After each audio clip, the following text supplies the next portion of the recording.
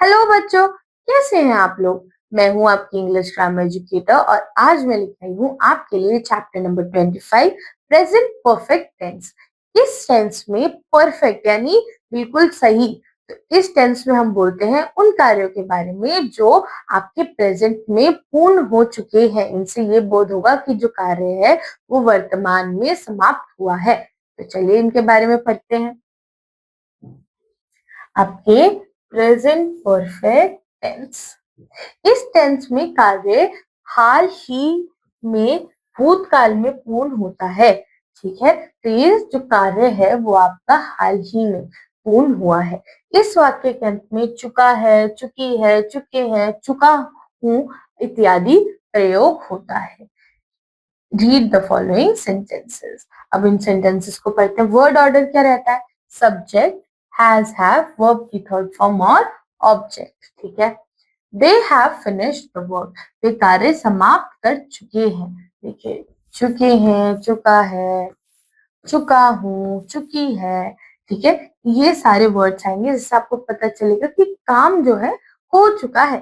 ठीक है, वे हमारे सब्जेक्ट थे, वर्क हमारा ऑब्जेक्ट, समाप्त खत्म होना, कर फिनिश कर देना। ठीक है, खत्म कर देना, ये हमारा कार्य है यहाँ पे work. They have finished the work. Amit has gone to his house. Amit अपने घर गया है। ठीक है, I have seen this movie. मैंने यह मूवी देखी है। Your mother has washed the clothes. तुम्हारी माँ ने कपड़े धोए हैं, धो चुकी है, सॉरी चुकी है। तुम्हारी माँ कपड़े धो चुकी है।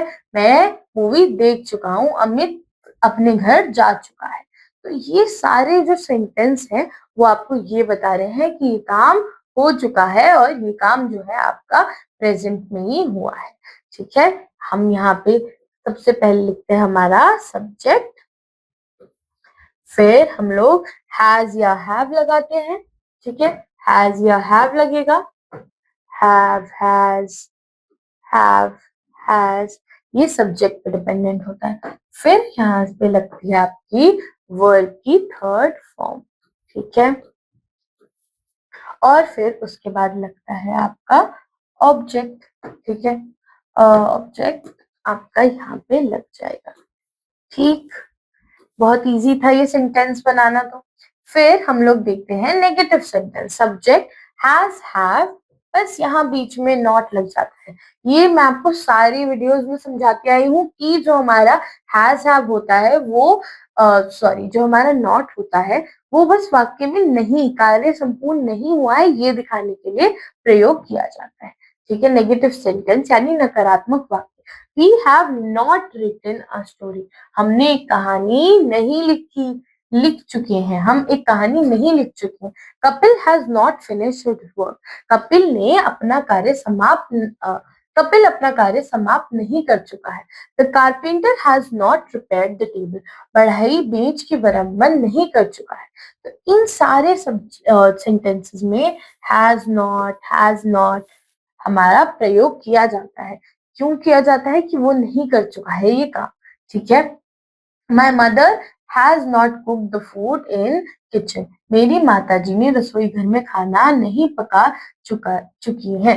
ठीक है, अब बात करते हैं थर्ड टाइप के सेंटेंसेस की। आपका इसमें हम क्वेश्चन पूछ रहे होते हैं। जब क्वेश्चन पूछेंगे, अगर आपका क्या से सवाल शुरू हो रहा है तो हैज हैव सबसे पहले लगेगा और फिर हमारा इंटरोगेटिव वर्ड होगा अगर बीच में कोई क्वेश्चन आ रहा है। Has Neha finished her work, क्या नेहा ने अपना काम पूरा कर लिया है?